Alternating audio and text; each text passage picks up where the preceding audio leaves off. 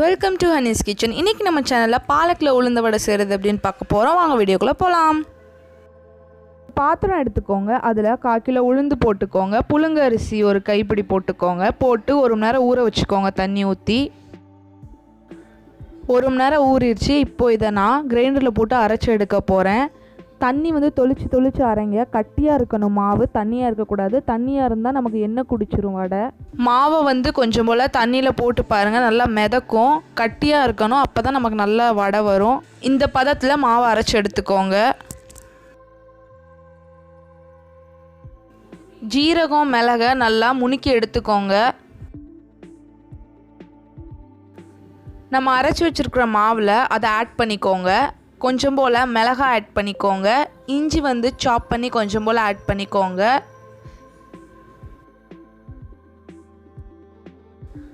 நான் வந்து கட் பண்ணி வச்சுருக்கிற பாலக்கீரை வந்து 1 கை ஆட் பண்ணியிருக்கேன். தேவையான அளவு உப்பு சேர்த்து மாவில் நல்லா மிக்ஸ் பண்ணிக்கோங்க. மாவை நல்லா மிக்ஸ் பண்ணுங்கள் கையை வச்சு, அப்போ தான் நமக்கு வடை நல்லா சாஃப்டாக கிடைக்கும்.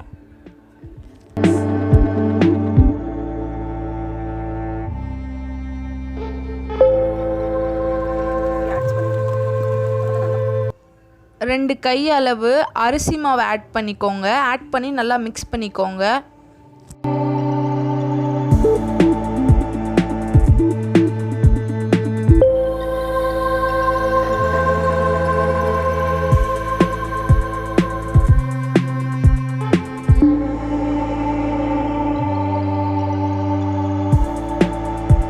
எடுத்துக்கோங்க. அதில் எண்ணெயை சூடு பண்ணிக்கோங்க. இந்த சைடு நம்ம வடை போட ரெடி பண்ணலாம். ஒரு கவர் மாதிரி எடுத்துக்கோங்க, வலுவலுன்னு. இல்லை இலை இருந்தால் கூட ஓகே தான். அதில் தண்ணி தடவிக்கோங்க. தடவிட்டு நம்ம ப்ரிப்பேர் பண்ணி வச்சுருக்கிற மாவை அதில் தட்டி ஒரு ஹோல் போட்டுக்கோங்க. போட்டு எண்ணெய் காஞ்சதுக்கப்புறம் வடையை தூக்கி எண்ணெயில் போட்டுருங்க. அதே மாதிரி எல்லா வடையும் எண்ணெயில் போட்டு எடுத்துக்கோங்க.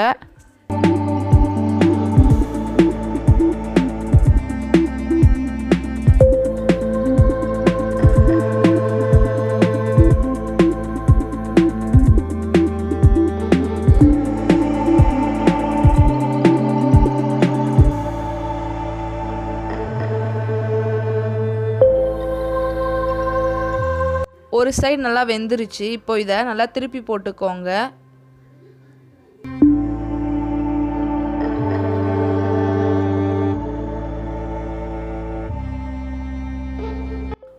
பாலக்கீரை வந்து உடம்புக்கு ரொம்ப நல்லது. நம்ம டைஜஷனுக்குலாம் ரொம்ப நல்லது. உடம்புக்கு நல்லா குளிர்ச்சி தரும். அயன் சத்து இருக்குது.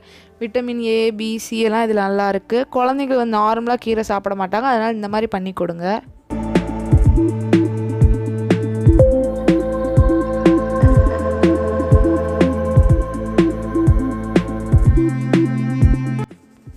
நம்ம வடை நல்லா கோல்டன் ப்ரௌன் வந்துருச்சு. இப்போ இதை தனியாக பிளேட்டில் எடுத்து வச்சுக்கோங்க.